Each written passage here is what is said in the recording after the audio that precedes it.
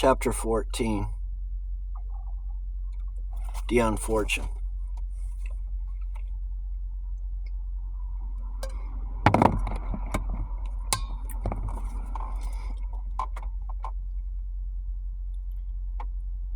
Mrs. McIntosh arrived, and without fuss or comment, took charge of the whole situation. "What about getting Dr. Johnson?" said Hugh. "Certainly not," was the reply. "If that man comes into the house, I go out of it." "Good Lord, what's the matter with him? Mrs. Paston always thought no end of him." "I know she did, but he's not coming near Miss Wilton, all the same.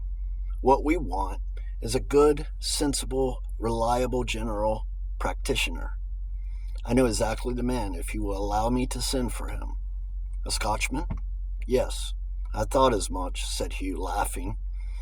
"All right, have your Scotchman. He's not a relation by any chance, is he?" "He is my late husband's second cousin." Mrs. McIntosh's Scotchman arrived, looking rather like a pocket edition of Old Jokes. While he was examining the patient, Mrs. McIntosh joined Hugh downstairs. "Mr. Paston," she said quietly, "it would be much easier for me to deal with things if you would tell me frankly what the position is." "There's not much to tell, Mrs. McIntosh. I came across Mr. Jelks quite by chance when I was feeling rotten after the funeral, and palled on him with him, and I've been stopping with him ever since. He pulled me round a pretty nasty corner. I think I'd gone smash if it hadn't been for him. Miss Wilton is a protege of his. He's a kind of father confessor to the district, I fancy. She's an artist. I have been setting to work to get another house, and I wanted the furnishings and decorating done, and Jokes put me on to her for the job. It's her line of work. Then she went sick on her hands. She's got no one to look after her, and we've been doing the best we can for her."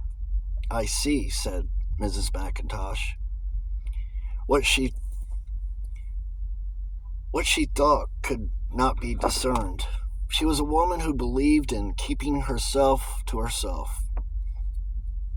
A call from upstairs summoned her, and she departed, leaving Hugh to his own thoughts.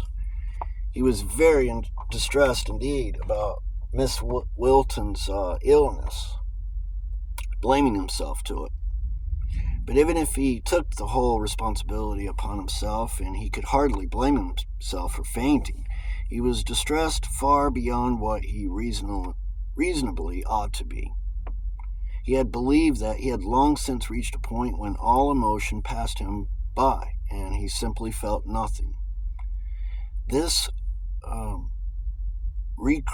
recrudescence of the power to feel was a decidedly painful affair, like the blood returning to a numbed limb. On the other hand, however, it reassured him that he was still alive, a point he had sometimes come to doubt of recent years.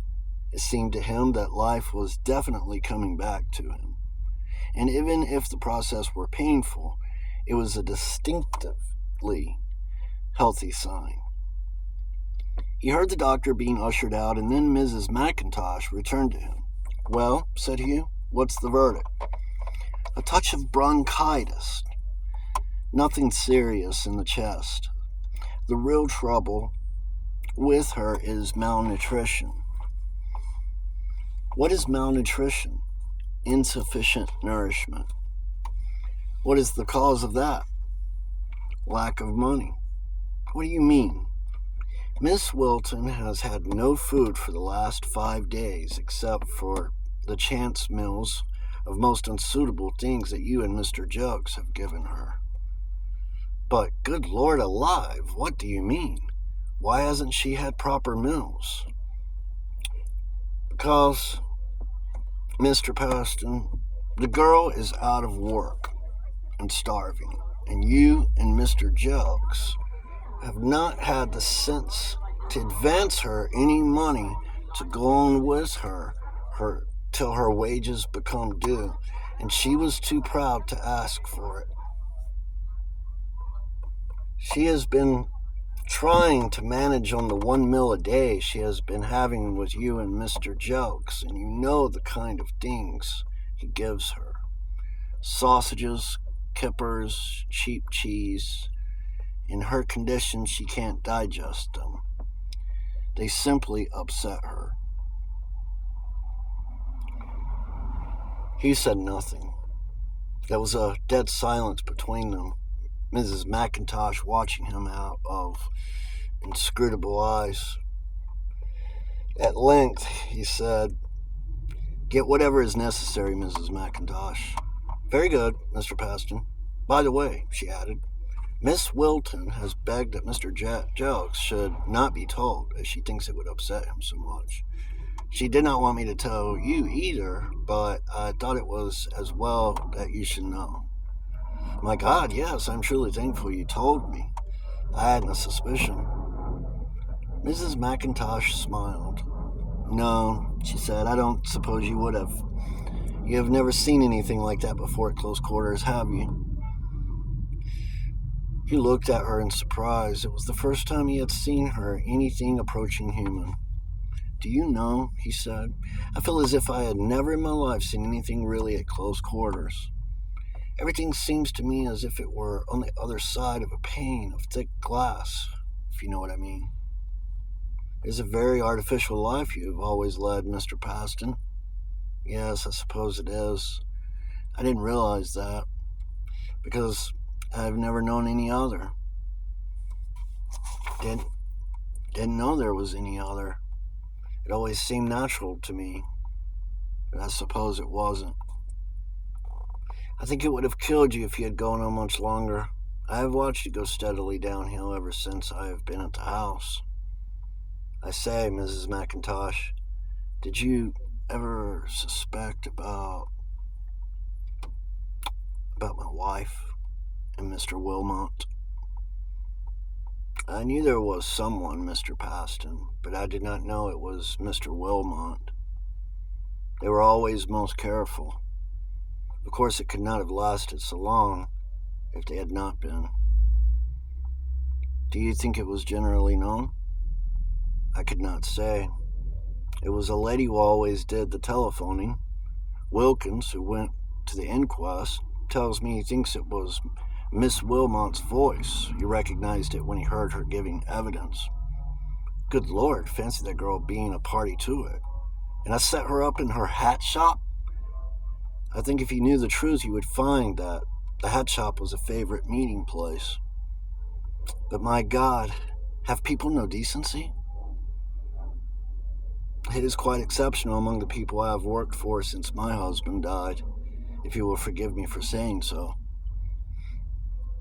But what is wrong with them? Too many stimulants, in my opinion.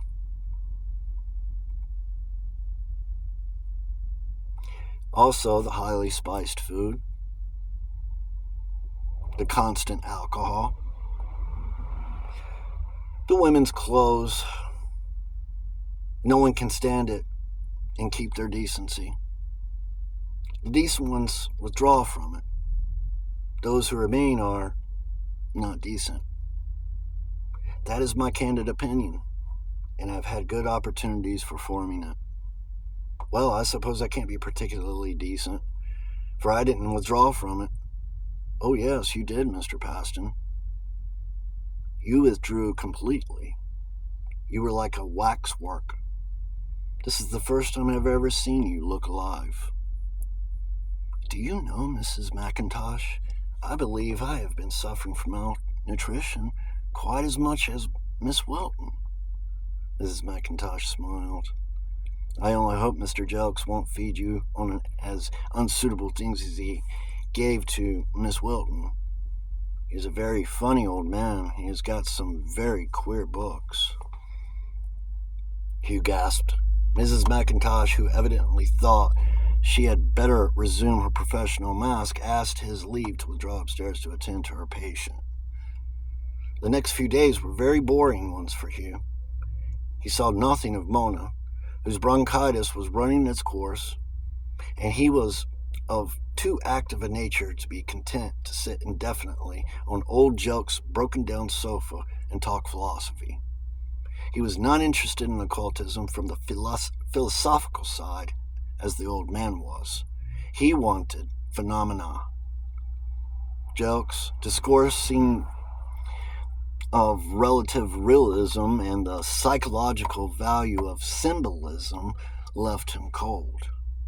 He got all outstanding legal business through his hands, and then, finding himself at a loose end once more, got out of the car and ran down to call Mr. Watney, who was delighted to see him, who would not be delighted to see a client of Hugh's caliber, and invited him to lunch.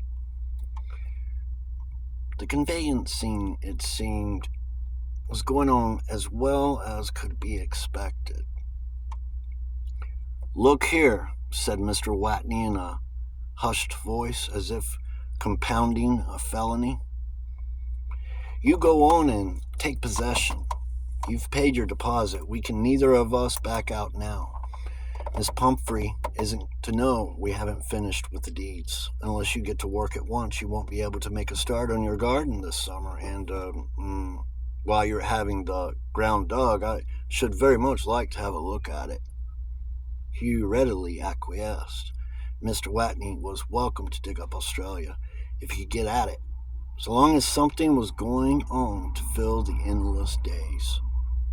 They parted with what were almost endearments on the part of Mr. Watney, Hugh having in his possession an enormous key.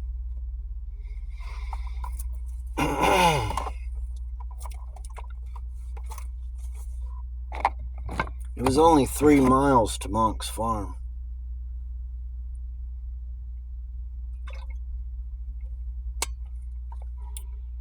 A mere step in the car. In Hugh's car, one arrived almost before one started.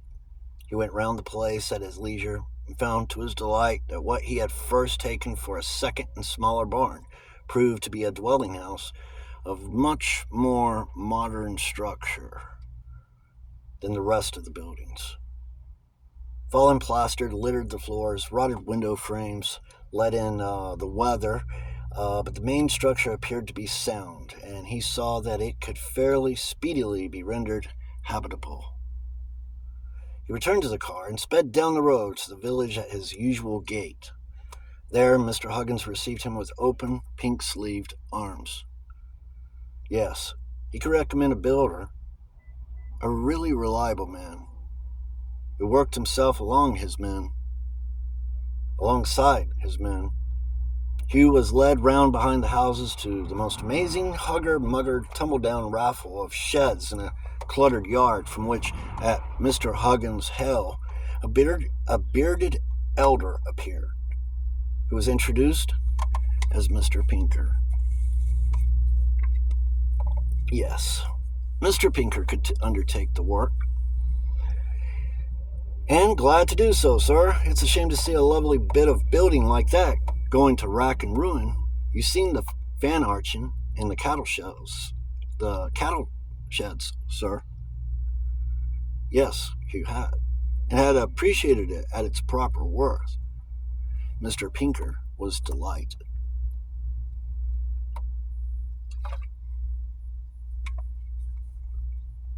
"It's a good job you came to me, sir.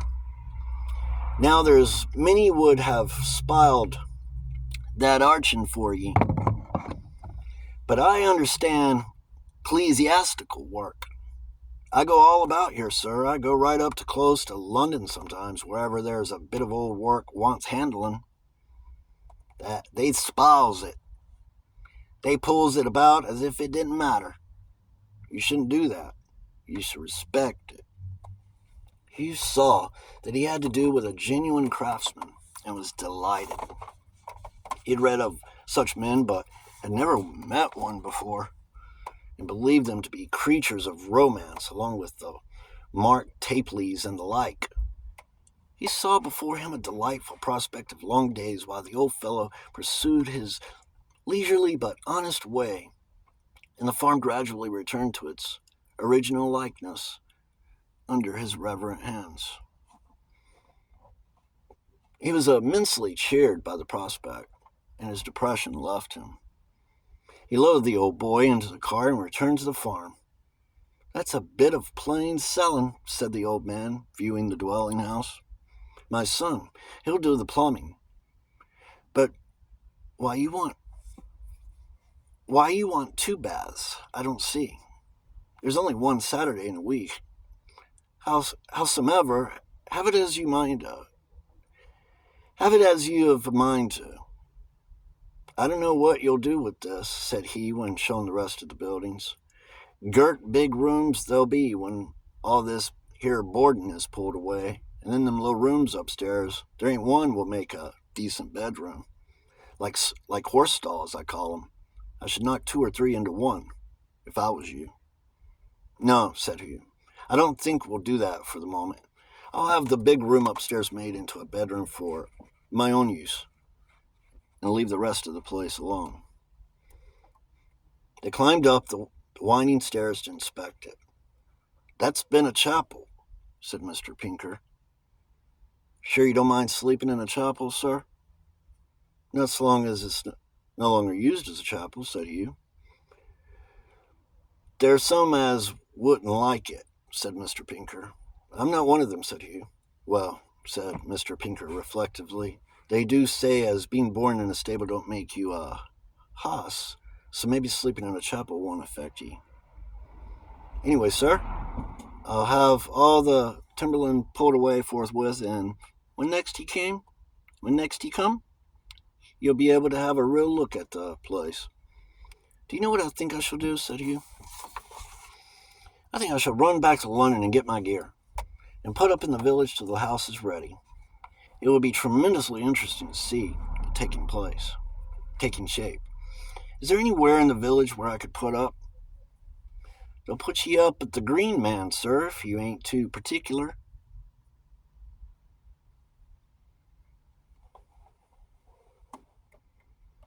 "It's rough like, but clean."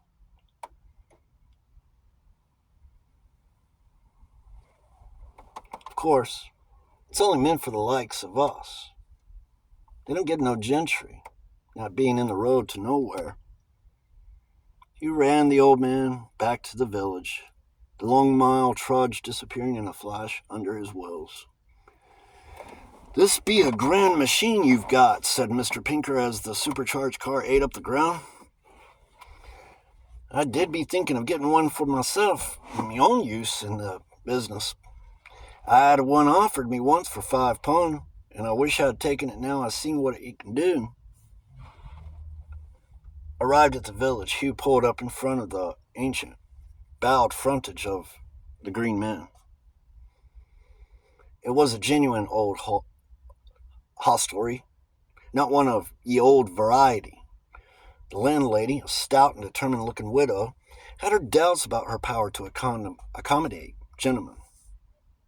But a little persuasion on the part of Mr. Pinker, who was enjoying refreshment at Hugh's expense, helped to reassure her, and by the time Hugh had asked her to have one with him, and she had been treated to a ladylike port, she was not only sure, but certain. It seemed that in her faraway youth she had been scullery maid to Miss Pumphrey's mother, so she knew exactly how gentry should be treated. Hugh wondered how she had managed to graduate into the refreshment trade. The Pumphrey menage did not look likely jumping off place. Everything being arranged to everybody's satisfaction, Hugh went racketing off down the London road. He reached the bookshop to find Mr. Jelks and Mrs. Mackintosh in conclave.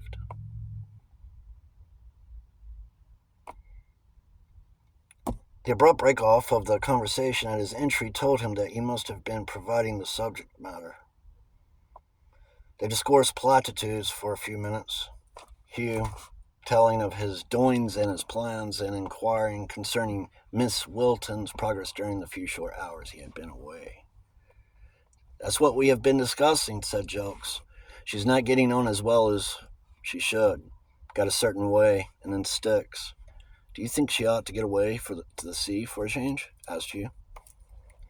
She's not fit for that yet. Her temperature still keeps up. What's the cause of that? Jelks looked at Mrs. McIntosh.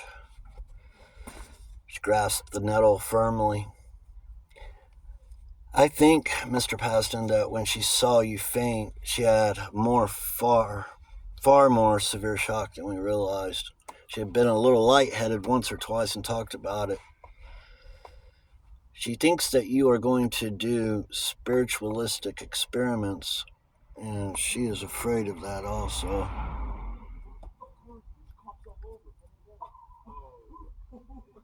It is my belief that she is dreading meeting you again, and yet does not want to break with you because she needs the work.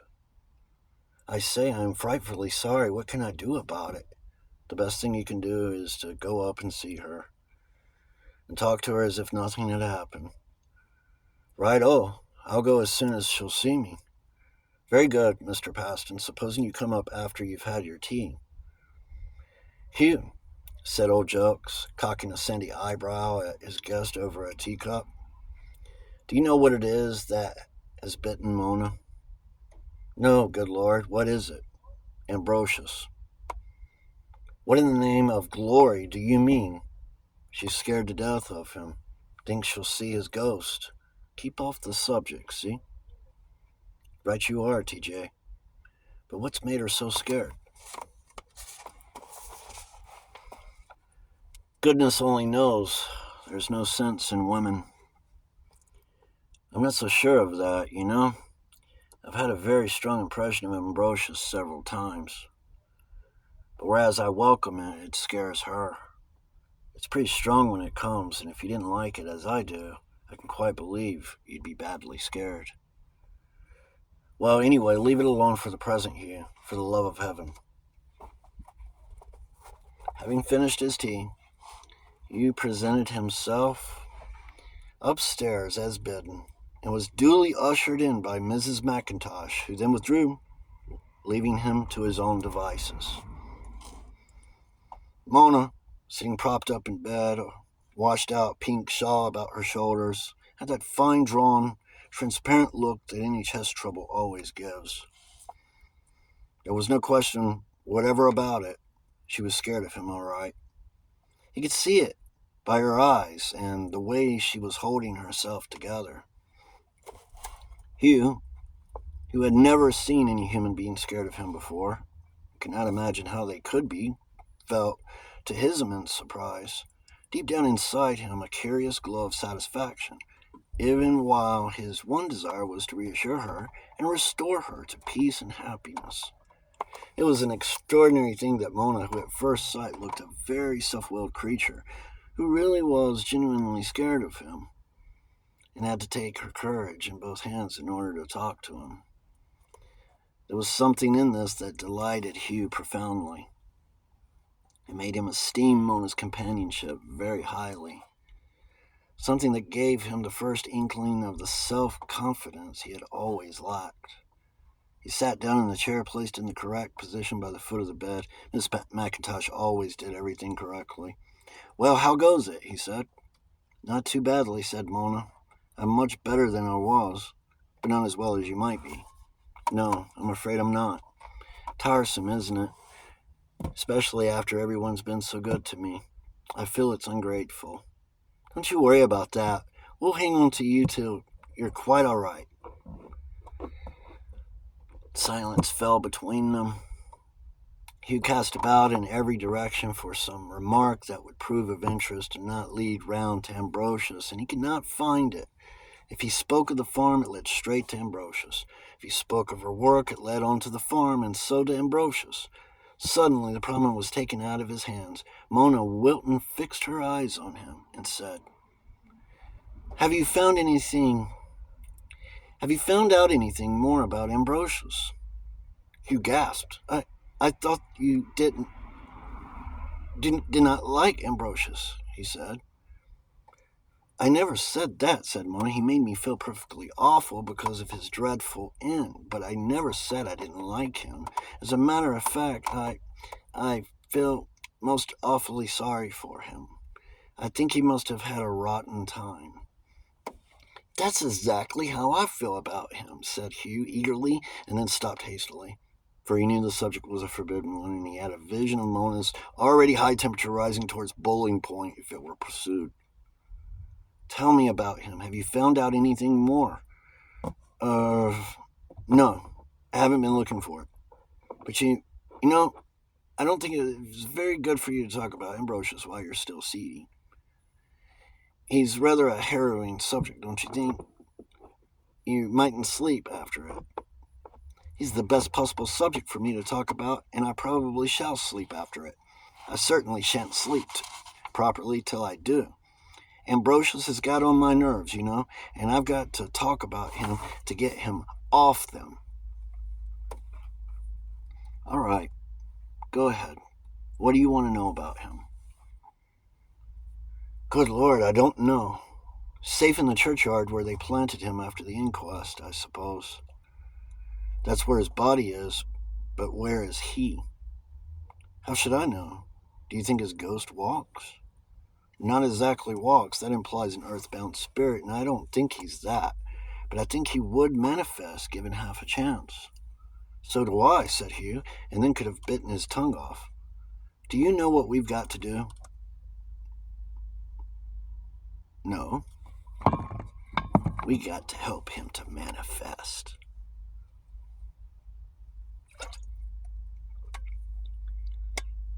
What do you mean? We've got to make him welcome and bring him back. There will be no peace for anyone until we do. I've made up my mind to that. That's the thing I've been turning over in my mind while I've been ill. It was that sent my temperature up. But now I've made up my mind to it and told you. I think it will go down. If you see Ambrosious, give him my love. He had never seen a woman. As Mona smiled at him very curiously, saying those last words, this woman he had never seen smile like that before, and could not imagine what it meant. There came to him a most extraordinary sense of peace and relaxation, as if something he had been straining against had given way and released him.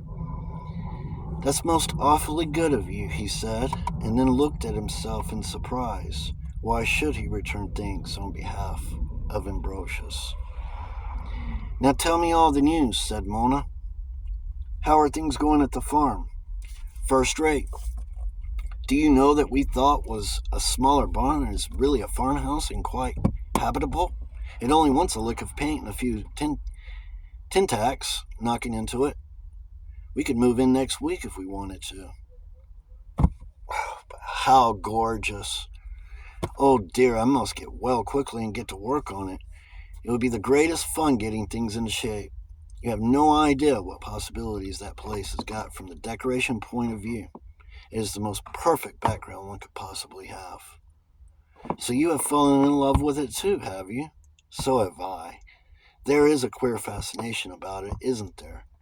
One would expect it to be gloomy and sinister from its history, but I don't get that somehow.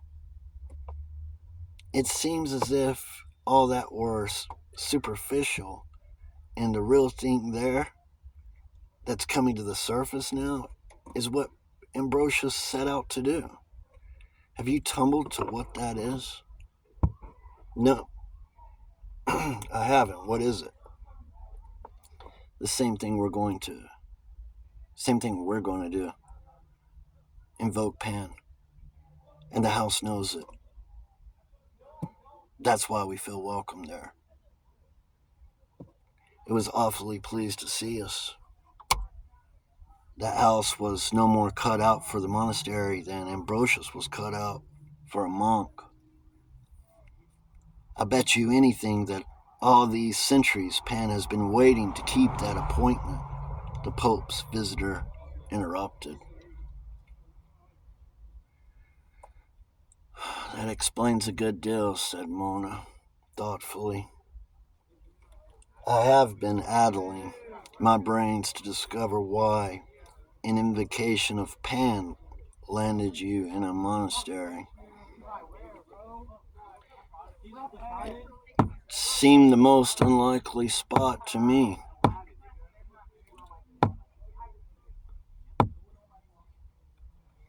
Or one could possibly ever imagine. But it is coming clear now.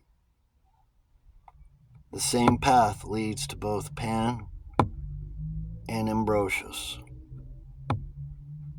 That has been my guess all along.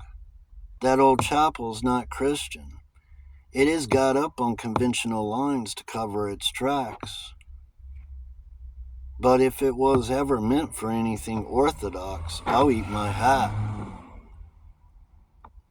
But all the same, I don't think Ambrosious was a bad lot, even by the local reckoning. I believe he was suffering actually from a deficient spiritual diet, and he was trying to get some vitamin P into it. What a lovely name! Original and copyright. When he got hold of the Greek manuscripts, he realized what was wrong with him and how to remedy it. And he set to work to develop the thing on the quiet, knowing he'd be burnt as a witch. Wizard, said Mona. If he were caught out, I think Ambrosious really meant to be a reformer given half a chance. He wasn't just abreacting his complexes by playing with dirt. He knew, whatever they liked to say, that Pan was clean and natural. There flashed before Mona's memory the expression on the sharp-featured face of the stranger who had bent over her in the empty upper room of the museum, and she wondered what chains upon the soul Ambrosious would have to break before he reached the relative freedom indicated by Hugh Paston's viewpoint. A sudden pang of fear shook her, for although she did not fear Pan, she feared, and not without reason, the overwhelming rush when barriers go down. If our hypothesis is right, said Hugh, Ambrosious was trying to raise Pan. At least his contemporaries said he was trying to raise the devil, and Pan and the devil were the same thing to their medieval minds. But you don't think Pan and the devil are the same thing, do you, Mr. Paston? You haven't said to evil, be thou my good? Good Lord, no. I don't feel that Pan is evil. Though, mind you, I think he might be a bit of a devil if he got out of hand. I think he is something that is missing from modern life, a kind of spiritual vitamin. But you can have too much of a vitamin. I've seen it done with kids who are supposed to be leading the healthy life, loaded too much on half the alphabet into them, and brought them out in spots. Odd, isn't it, that you can have too much of a good thing, but you can. It's the same with everything, said Mona. You'll find it's just the same with Pan. If you get too much Pan, you see red. And if you get too much church, you feel blue. Funny, isn't it? That temperance has come to mean total abstinence instead of not taking too much. But tell me, when are you going down to Thorley? I'm going down tomorrow to put up at the Green Man. Is that the name of the pub there? I suppose you know who the Green Man is. He's Pan. Good Lord, you don't say so. Yes, he is. He's Jack in the Green, the wood spirit, the ferryman who runs after the maidens on Midsummer Eve. What's that but Pan? The British Pan?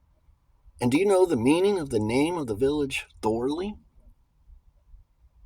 It's Thor's Lee, or field. You're in the thick of the old gods there. The Scandinavian old gods, because it's toward the east side of England. In the west, it's the old gods of the Celts you get. But you will like the Norse gods best because you're fair. Now, I'm dark. I belong with the Celts. But it's all one, you know? The same thing with different names. Pan is the same everywhere. He's elemental force. That's all he is. He comes up from the earth under your feet, just as spiritual force, the sun force, comes down from the sky over your head. Well, I'll be hanged. But look here, you mustn't go on talking like this. You'll have a temperature as high as a house. Oh no, I shan't. I'm feeling better already now that I've got it off my chest. The door opened, and Mrs. McIntosh entered. I think she has talked enough for one visit, said the housekeeper, and Hugh went like a lamb. Mrs. McIntosh was a woman to be obeyed, as many Mayfair staffs have found.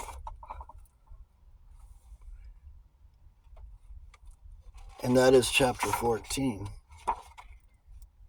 Completion of chapter 14 of the Goatfoot God, Dion Fortune.